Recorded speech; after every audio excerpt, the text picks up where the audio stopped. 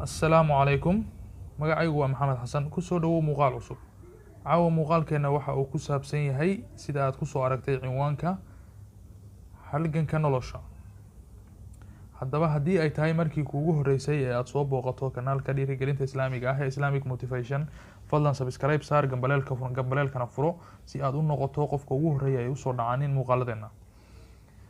haddii aad horey noola joogtay waan kaaga mahadcelinayaa. mawduuceena maanta waa halganka nolosha.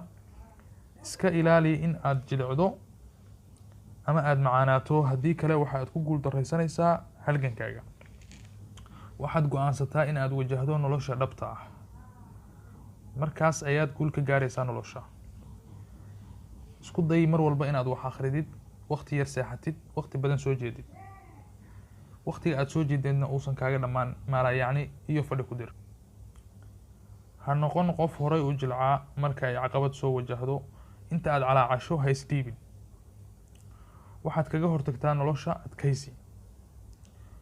waa halkii mahmaahda Soomaaliyeed ay ka tiri waan baahanahay bakhtiga looma cuno.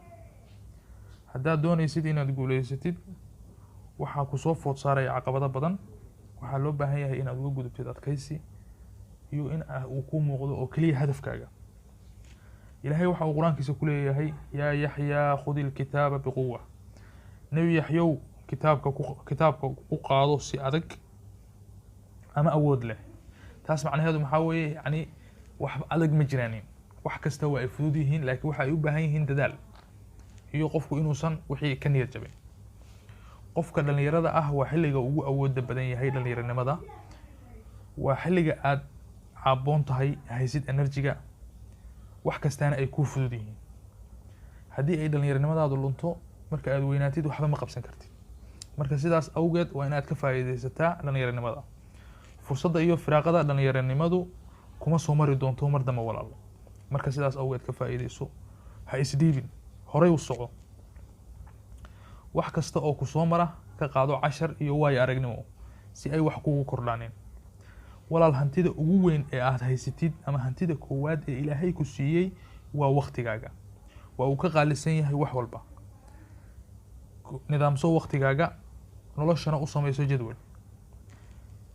isku day in aad yarayso waxyaabaha lagu madadaasho ama entertainmentiga ah oo ay ugu horeyso social media.